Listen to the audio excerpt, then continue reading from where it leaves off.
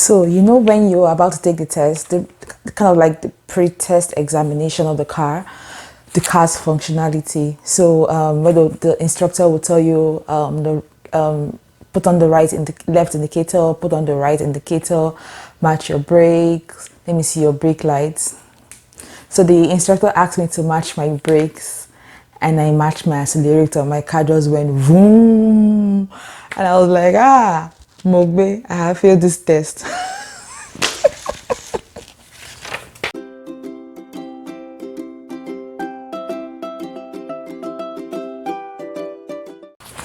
Hey guys, welcome back to my channel. So my name is Miriam, and everybody calls me Mimi, so please feel free to call me Mimi. And today I'm going to show you guys, or tell you guys, the tips on how I passed my G test at one shot for the first time. Like, I wrote my G test just once and I passed it. Guys, I was very, very, very, very intentional about that because it was costing me a lot of money, and I knew that was something I didn't want to do twice.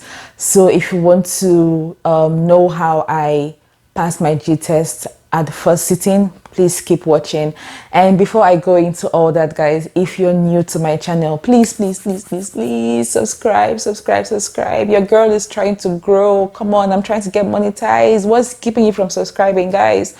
Please hit that subscribe button and like this video, and don't forget to comment. Also, I love to read from you guys, and share my video with your loved ones and everybody your contact. Okay, so let's get right into it. I have my list here. I just wanted to make sure I had everything listed here because I didn't want to miss anything. I want this video to be as detailed as possible because I know it's going to help a lot of people out there. So I came into Canada July 27th. I'm sure I've mentioned this before, 2019, and I wrote my G test in October, so that was 3 months after, and I passed it. Yes. And so let me just tell you what I did. I'm not going to beat around the bush. I came in July. 1 month later, which was towards the end of August, I wrote my G1.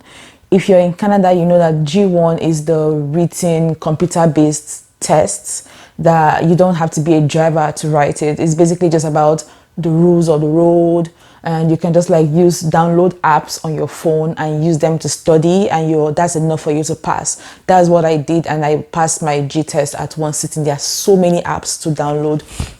So 1 month after So 1 month after I got into Canada, I wrote my G1 and I passed it. Yay. And I knew, okay, I had to prepare for my G. You can decide to do G2 if you're already a driver from your country, but I wanted to do G. I felt like, okay, I've been driving for a long time and I'm confident enough to do G. And a lot of people advise me against it, saying, oh, it's so hard, people don't pass it at the first time, you're just going to waste your money and it's expensive. Why do you want to do G? Because if you fail, you're just going to go down to G2. And for some reason, I had that confidence to just try it, and I know that you can too. So like I said, I have the list of things I did. I have everything. I'm not going to leave anything out. So the first thing first, you have to get your driver's extra from your country. I'm from Nigeria.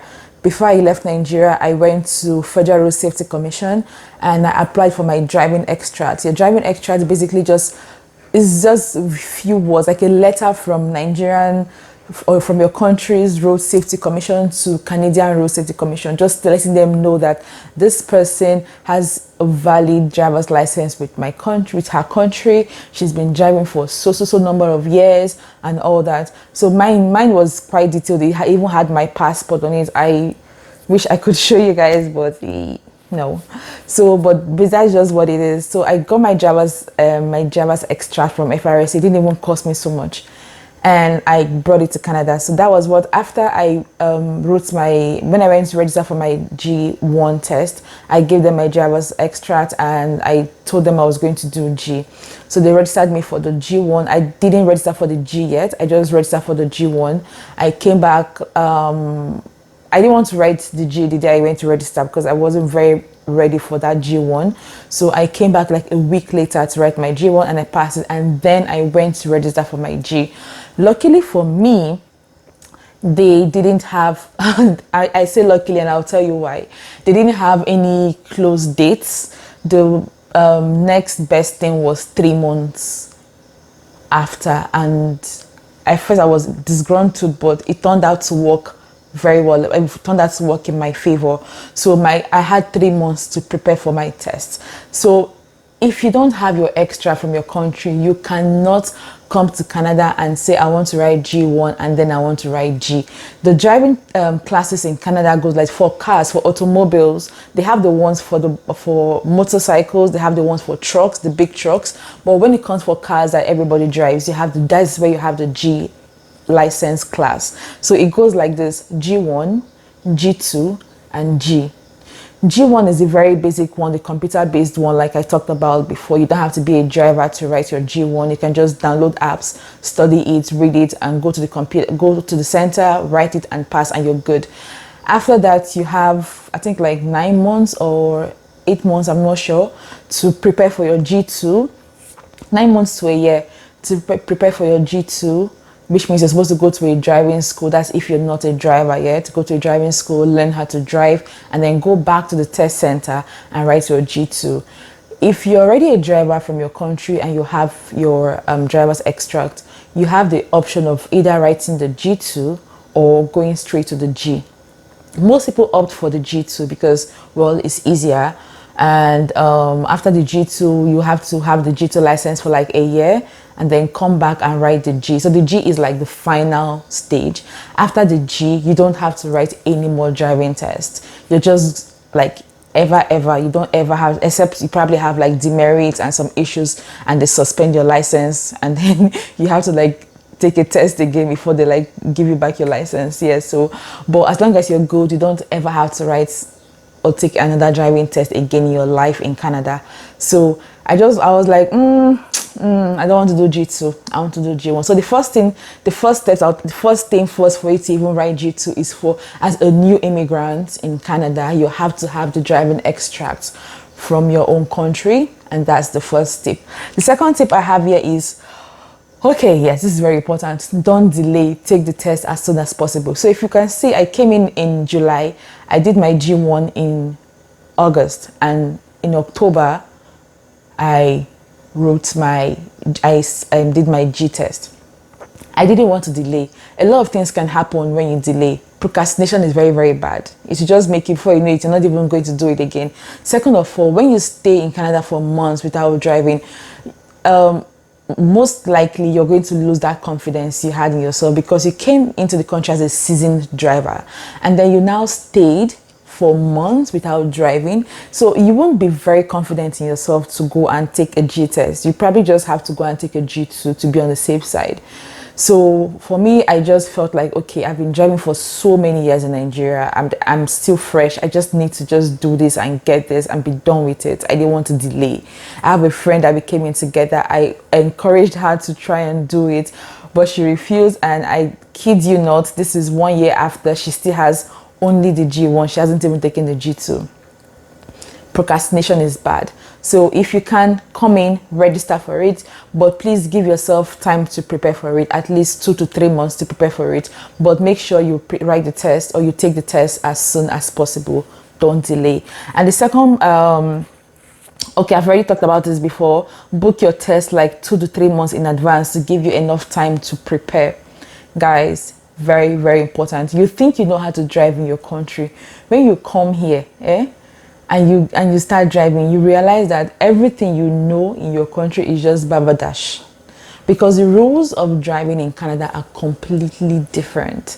So don't come here and think that, oh, I'm a great driver, I'm driving for 200 years and so I can just go and take this test. Trust me, you will fail. Trust me, I'm not exaggerating. You will fail. Give yourself enough time to practice. Which brings me to the next point I have here. Get yourself a licensed driving instructor. So that time you give yourself, the 2 to 3 months you give yourself after you've written your G1, because you cannot test, you cannot go for a test or get a driving instructor without having a G1. He's going to request for you to show him your G1 license before he even agrees to instruct you or teach you or whatever, because you're going to go into the road, and for you to be able to drive into the road, you have to have a license. What if the cops pull you over and he says, oh, I'm instructing him? He has the right to instruct you, but if he's instructing a driver that doesn't even have a G1 license, then he's also in trouble and you are also in trouble, but he is more in trouble because he should know better. So you can't even get an instructor without your G1 license. So first thing first, get your G1 license. That's why I already put that in, I am before now.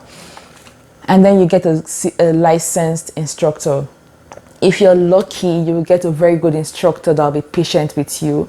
I was very lucky to get a very patient instructor. I've heard stories, guys. I've heard horror stories of instructors that will be shouting at you, drive this way now, turn this way. Why are you driving like that? Oh, Oma, when I'm paying you, you're not teaching me for free. Oh. I'm paying you to teach me and you're not talking to me anyhow. Dude, give my money back and get out. Anyways, get yourself a licensed instructor. So, like I said earlier, you will come into this country thinking that you know how to drive, you're good, right? Wrong. So the first time I got into my instructor's car, he just told me, oh, you can drive, right? Okay, just drive to the end. I was living in the close then. Drive out of the close and take the left turn and then just stop. Like I didn't even drive up to 2 minutes or even 1 minute, like 2 minutes. Let me just say 2 minutes. Just drive out of the close, take the left turn and then just stop in front. By the time I drove and I stopped, he just told me, fail, fail, fail, fail, fail. So many things. In that very brief period, I had already gotten so many things wrong. I already broken so many rules. First of all, there was a stop sign. I did not come to a complete stop. I just came to a rolling stop. I'll get to this later. And then I turned and I wasn't even minding the speed limits because it was a close. The speed limit was 40 kilometers per hour. And I think I was in like 60 or 50. So that was like fail, fail, fail. And also, I think something about looking at my mirrors. I didn't do all that. So he just filled me on like 3 things in less than 2 minutes. That was when I knew that, okay, I need to take this very seriously. And an instructor is not cheap. My instructor charged me $45 per hour. I did 3 tests, 3 classes with him, 3 different days in like 3 different weeks. So let's say in a week I just had like 1 class for just 1 hour, and then the next week I had another class for just 1 hour, and then the 3rd week I had like, we started the test towards my test date. We started the practice towards my test date. So my test date was in October. We started my training in November. And then, so we had 3 classes, and then on the exam day, we had 1 more class, and then I used his car for my test. So that is 45 for the exam day for that 1 hour class, less than 1 hour or about 1 hour class before my test, and then using his car for my test. He charged me $150 for that. And then the 3 classes prior to that day, he charged me $45 per hour. So you can imagine how much that was already costing me. I wasn't even working. I was new in Canada. So I knew that, okay, I didn't want to lose out. I didn't want to waste this money. So I knew I had to take this stuff very seriously. So we had the first class and he told me, okay, you know how to drive. You're a driver, you're confident, but you need to learn the rules of the road. And so I knew that, okay, I had a lot of work to do, and yeah, we got to work. So my instructor had like a book, a very big book with road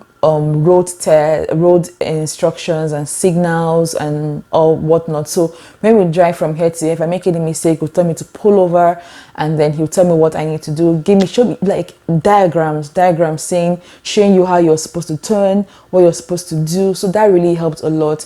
So it's very, very important for you to get a licensed driving instructor that will teach you and prepare you for your tests. And then to my next point, watch loads and loads and loads of YouTube videos. Guys, this really helps me a lot. I researched and researched because, like I said, I had only 3 classes, only 3 classes. I felt like those classes were not enough, but I couldn't afford to do more than the 3 classes because it was a lot of money. So what I did was I just went to YouTube and I just researched for G driving test in Canada, and I watched lots of videos. The videos I concentrated on were videos of the driver and the instructor in the car. There was one particular video that I watched like 1 million times because that one was very detailed. The driver will tell you, the instructor will tell you, yes, you're doing this, he's looking at his mirror, that's right. He stopped at the traffic light, that's right. He looked at the oncoming traffic before he entered the road, so that's right. So that particular video, I watched it so many times, but there are lots and lots of very detailed videos on YouTube. So apart from your training you're doing, or test or practical you're doing with your instructor, please dedicate a lot of time to watch YouTube videos. You learn a lot more from the YouTube videos. That's another point. Okay, and this brings me to another one: study other drivers. So when you're going out with your friends, or you're in an Uber or in a bus or whatever, and you're just on the road, take time to look at what other people are doing. Don't just concentrate on pressing your phone or chatting or gisting with people around you and being oblivious of your environment. Look at what other drivers are doing. I did that a lot. Like, I'll just be watching, like, why is this person turning here? Like in Canada, let me give an example. In Canada, if you get to a traffic light, it's red, right? Everybody's stopped. But if you're on this side of the lane, which is the right side of the lane, and you're going to make a right turn, you have the right, or you're allowed to make a right turn on a red light. On a very good day, you'll be like, oh, it's red, everybody should be stopped. But if you're turning right, you're allowed to make a right turn. So these are all the things I was observing by watching other drivers on the road, and that made me learn a lot of things too that were very helpful to me during my tests. And then this is the major thing that helped me, guys. This point I'm about to mention is the major. That was like what's maybe set me apart. I wasn't in competition with anybody, but if I was, that would probably would have been what set me aside. So guys, I used sticky notes. I wish my roommate was here, like, or my friends that used to come to my house then. Like, if you enter my room was surrounded with sticky notes. So this is a sticky note. I think I used this too. And I also use this one. This is a smaller size of sticky note. So I just write points or reminders for myself here, or maybe here. If the reminder is longer, I use this longer one. But I think I use this one more. So I arranged it in a way that they were sequential. So from here, from this side of the wall, I know that this is the beginning and this is the end. So basically, if you come to the beginning, you see things like when you get into your car, look at your rear view mirror, be sure your mirror is positioned well. Look at your side mirrors, be sure your mirrors are positioned well. Look at your rear view mirror, be sure that you can see your back and you can see the car behind you. Those are things I wrote. That's the kind of thing you find in my earlier stickers, sticky notes. Then I also wrote things like before you reverse, or before you move out of your parking space, make sure you look left, look right, look for oncoming traffic. I just like reminders for myself, like things you need to do on the test day. And then when you're driving out of the parking lot, when you get to the main road, don't forget to the road. Don't forget to look left and look right before you join oncoming traffic. Remember to keep to the speed limits. Observe other drivers around you. Keep your 2 hands on the steering on the 2 o'clock. So 2 o'clock, if you look at the clock, 2 o'clock is like this, right? So I wrote that too on my sticky note. Hold your steering at 2 o'clock. Don't forget to put on your seatbelt, and yeah, just reminders that things you need to do about also 3 points, 3 points reverse, what they call it, I forgot what they call that, 3 point reverse. No, when you're driving and you want to reverse and you want to do a U-turn, 3 point turn, yeah, 3 point turn, where you like turn, reverse, and turn again, parallel parking.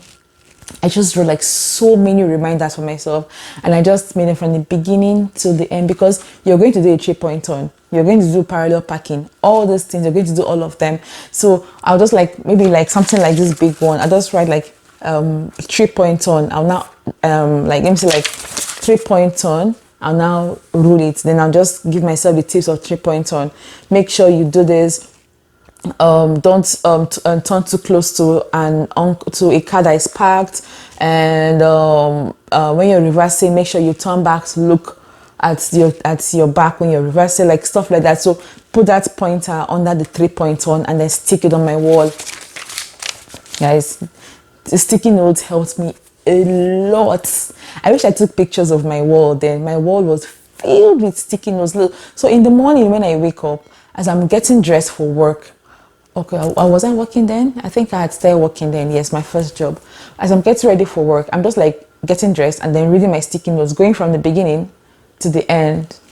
And then at night, when I come back from work, I'm having my bath, I'm preparing for bed. As I'm preparing, I'm reading my sticky notes from the beginning to the end. So everything now stuck in my brain. So even on my test day, like I literally had visions of my sticky notes in my head. And that helped me a lot, guys. It helped me a lot. So if it is something you can do, please do it. And I've said this before, what I did with my instructor on the test day, practice for at least an hour before the test time. So my test was slated for, I think, like 10:45 or something like that. And my instructor came around 9 o'clock, picked me up. We did 1 hour training, and then we went to the test center. And of course I had to like go ease my, like go pee and do everything to make sure I was relaxed for the test. I was so nervous. This driving test is one of the hardest things I've ever had to do. Like honestly, it's one of the hardest things I have ever had to do in my life. Oh my god, I've written exams and all that, but this one, for some reason, I was really freaking out. So yes, so just to make you more confident or make you more prepared, kind of, just make sure you do that 1 hour test with your instructor. If your instructor is not as nice as mine and demands for extra charge for that hour, no problem, just pay them. But try to make sure you do that 1 hour, at least 1 hour, 30 minutes revision. I couldn't just call it revision class before the test time. And then most importantly, guys, relax. I've heard someone tell me that, Mimi, you won't believe I failed my test because I was so nervous. You have to relax. The instructor is going to know you're nervous. And you're preparing for a G license.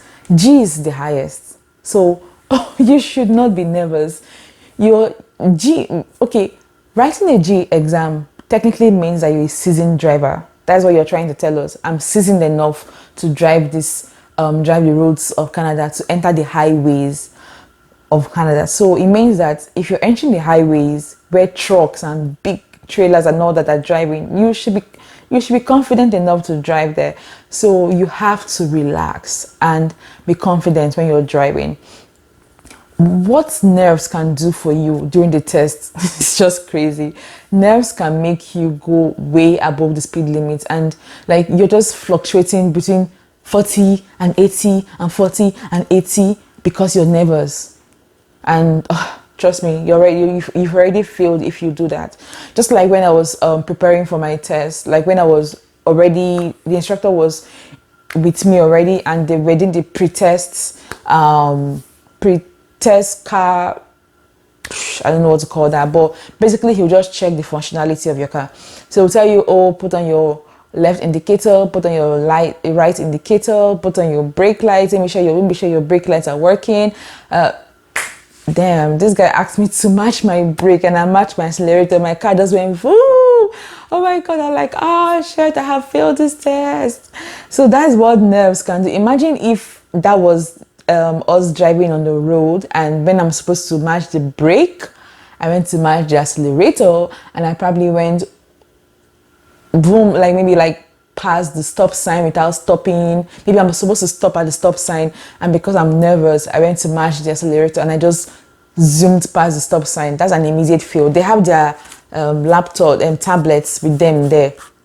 Before you even get to the test, before you guys drive and get back to the test center, he has sent your results to them. So you might think that, oh, I made a mistake here, maybe I'll be able to correct it before the end. If your instructor is not nice, by the time you make one mistake, he will not even give you opportunity to even correct that mistake. He has already sent your results to the office. So it's important to get it right from the beginning to the end. All right, so like I said, just relax. And then during the test, guys, listen attentively to the examiner's instructions. Your driving examiner is going to give you instructions. He's going to tell you, like, turn left on this street. In the next 2 streets, turn right, or keep to the left, or keep to the left side of the road. And when you get to the second traffic light, take the right turn. I mean, and that's for a reason, because they're trying to see how confident you are and also testing your nerves. That's why I said before, relax. I made a mistake during my own test. The guy told me to take the right turn when we get to the next intersection, and I passed it. And then he told me, I told you to take that right turn. I apologized. I was like, I'm so sorry. I thought you were going to tell me when we got to the intersection. I didn't know you were telling me in advance. So I just explained myself to you, and I made sure I did not make that mistake again. So get ready for things like that. They're not going to wait for you. They're not going to well, for my instructor, I don't know how all of them do it, but if I'm talking based on my own test, he didn't wait for me to get to the intersection or get to the junction or wherever before telling me to turn left or turn right. He told me maybe 2 minutes or a minute before. So the turn was still way ahead of me, and he has already given me the instructions. So you need to pay attention. You need to be relaxed. You need to be focused. Very, very important. So listen to his instructions. If he tells you to turn right and you turn left, if he tells you we are going straight and you turn right, Uncle has sent your test result already to the test center. Okay. Stay within the speed limit. So this one, I'm just going to give you maybe some driving tips. Stay within the speed limit, guys. This is something that makes a lot of people fail. A lot of people have failed their test because they didn't stick to the speed limit. There are different speed limits in Canada. I had to this is one of the things I wrote on my sticky notes. In closes, like if you're living in a close or a crescent or basically residential areas, is almost always 40 kilometers per hour. When you get out to the roadway, that one now increases to 50, 60 kilometers per hour. And then when you now get onto the highway, it now increases to 100 kilometers per hour. So these are all the things the instructor is looking out for. So during my practice instructor kept telling me, keep to the speed limit. So I had to always watch my dashboard and watch the limit sign on the road, because it's going to be posted on the road there. So there's a lot of things. You have to be multitasking basically. So I had to keep to the speed limit. Even if you're going to go over the speed limit, don't go over more than maybe 2 kilometers per hour or maximum 5. Some of them might not even tolerate 5, but just keep it between 3 to 5, 2 to 5. So if it's supposed to be 40, just stay within. Don't be too slow. If you're too slow, oh God, that is another thing again. If you're too slow, it's not be as if you're nervous, you're not sure of yourself, you're not ready for the test, and that's an automatic fail. So so let's say the speed limit is 40 kilometers. Stay between 38 and 42. Okay, stay between 38 and 42. And if it's 60 kilometers per hour, stay between 58 and 62 or max 63. So that's basically it. For 100 kilometers, once you come out of the ramp and you hit the highway, you have to step on it and increase your speed till you get to 100 kilometers, because there are cars coming behind you and they're coming at full force. So these are all the things you need to take into consideration. And if you're stepping on your brakes, before you step on your brakes, you need to be conscious of the cars around you, especially the car behind you. Because if you step on your brakes suddenly, the car behind you can slam into you, and that's already an accident. So these are all the things that you're going to look out for. So this is why I said the sticky notes are very important. So let me just tell you the most important things. Yes, the driving, the 3 most important things that helped me pass my test. The instructor I paid to teach me, the YouTube videos I watched, and my sticky notes. These are the major things that helped me pass my test. And okay, very important. Another thing that can make you fail a driving test in Canada is not coming to a complete stop at a stop sign. There are stop signs all over Canada. All over there are stop signs. Like even when I'm driving, when I'm just walking on the street or driving, I just see people that just like come to a rolling stop. Like they just get to a stop sign, they just like stop and then continue moving. I'm like, these ones have failed though if they were in an exam. So this is something my instructor was always hammering on during our practice. When you get to the stop sign, you have to stop. Like your car has to, you know, like when you match brake, your car will just go like, You need to feel that, your car should stop, bam. And then you look at oncoming traffic, be sure the road is clear, you have the right of way, and then you move. If you come to a stop sign and then you just like slow down, stop, like just slow down, you don't come to a complete stop. You just like slow down to like maybe like 2 or 3 kilometers per hour. Slow down and just enter the road the way we usually drive in our country. Just slow down, come to, they call it rolling stop. You just come to a rolling stop and then just enter the road. You have failed. And the last point I'm going to give you, this one is very important. I wrote this one on my sticky notes in bold letters. I just wrote, do the AGAMA turn. You know what they call AGAMA lizard. I don't know if that's the right name, but in Nigeria we call that lizard that has the red neck, AGAMA. You know how it's always like, yeah. So when you're driving, especially when you're on the highway, you want to switch lanes. You want to overtake and stuff like that. You need to look at oncoming traffic. Like your neck will pain, your neck will literally break. I did the AGAMA, even when I was not even supposed to even do it. If I was doing it, I had to make the test examiner see me well. That see, I'm turning my head though, because they look out for that one. You know, usually what I used to is that you can just look at your side mirror and look at the oncoming traffic, and then you just enter. But the reason why that is bad is that most times the mirrors, the images are closer than the mirror reflects, and also you cannot see your blind spots when you look at the mirror. So that's why some people get like additional mirrors, like they call this like blind spot mirror that they put on their side mirrors. So that is the major reason why. And if you don't look at your oncoming traffic, like you have to look at the mirrors, right? And you also have to turn to look at the oncoming traffic. If you don't do that, you have failed. You have completely failed, because it means that you're accident prone. You're not even looking at your blind spots. That means you can just switch lanes and a car has hit you. And yeah, so very, very important.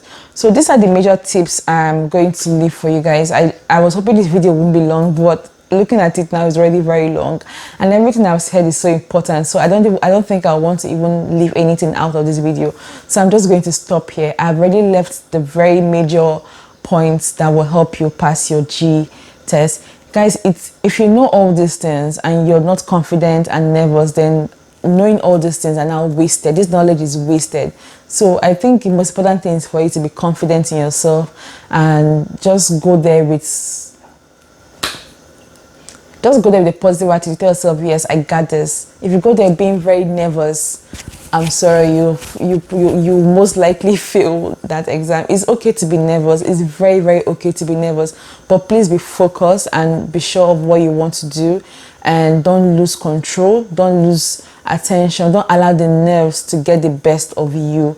And I'm sure you're going to pass your test. So guys, I'm just going to stop here. If you have any more questions, please, you can leave a comment on the comment section. You can send me a DM on my Instagram. My handle is already here, so just send me a DM or anything you have to ask me. I will definitely answer you. So guys, I'm going to just stop here now. Thank you so much for watching my video. I really hope this video helps somebody out there. If you're new to my channel, don't forget to subscribe, don't forget to comment, and don't forget to share this video with someone that it will help. And I look forward to seeing you guys in my next video. Thank you so much for watching. Stay safe. Bye.